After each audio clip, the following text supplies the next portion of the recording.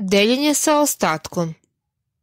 Naši drugari Milica i Petar imaju 7 jabuka. Žele da ih podele tako da svako dobije isti broj jabuka. Kako će to uraditi? Da li će im ostati neka jabuka? Zapisat će 7 podeljeno sa 2. Hajde da im pomognemo. Razmislite. Da li je broj 7 deljiv brojem 2? Naravno da nije, zbog toga što je broj 7 neparan broj. Pošto je broj 7 neparan broj i ne može se podeliti sa 2. Razmislite koji je broj manji od broja 7 deljiv sa 2. Naravno, to je broj 6. Kada 6 jabuka podelimo brojem 2, dobit ćemo 3 i ostaće nam 1. Zaključujemo da će im ostati 1 jabuka višak. Sve to zapisujemo ovako. 7 podeljeno sa 2 jednako je 3 i u zagradi stavljamo 1. Čitamo. 7 podeljeno na 2 je 3 i ostatak je 1. Proveravamo. 2 puta 3 plus 1 jednako je 6 plus 1 jednako je 7. Množimo količnik i delioc da bi dobili deljenik i dodajemo ostatak 1. Sada ćemo vidjeti kako trocifrene brojeve možemo deliti jednocifrenim kada se pri tome javi ostatak. Primer 964 podeljeno sa 3. 9 podeljeno sa 3 je 3.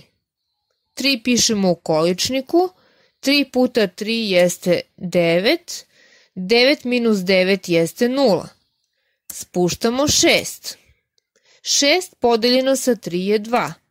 2 pišemo u količniku, 2 puta 3 je 6, 6 minus 6 je 0. Spuštamo 4. 4 podeljeno sa 3 je 1. 1 puta 3 je 3. 4 minus 3 je 1. Znači da nam je 1 ostatak. Provera. 321 puta 3, znači množimo količnik i delilac i dodajemo ostatak. 321 puta 3 je 963 i plus 1 je 964. Dobili smo tačan broj.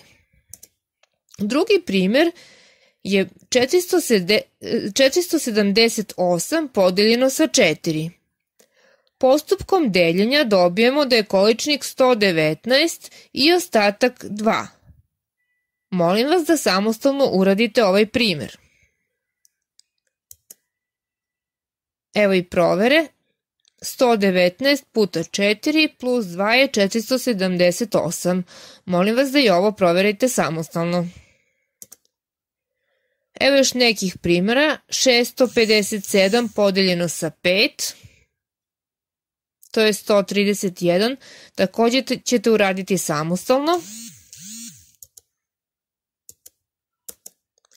859 podeljeno sa 7 je 122 i ostatak 5. Proverite i ovo. Imate 147 podeljeno sa 6. To je 24 i ostatak 3. Proverit ćete i ovo. I sada dobijemo neke zaključke. Ako prilikom deljenja imamo ostatak, on ne sme biti veći od delioca. Na primjer, ako delimo sa 9, ostatak može biti 1, 2, 3, 4, 5, 6, 7 ili 8. Ako delimo sa 5, ostatak može biti 1, 2, 3 ili 4. Dakle, ostatak je uvek manji od delioca. Kada proveravamo, količnik množimo sa deliocem, pa onda dodajemo ostatak da bismo dobili deljenik. Ako je ostatak 0, kažemo da je broj deljiv deliocem. Sada ćete uraditi nekoliko primjera sami. Ovo vam je ujedno i domaći zadatak. Hvala na pažnji.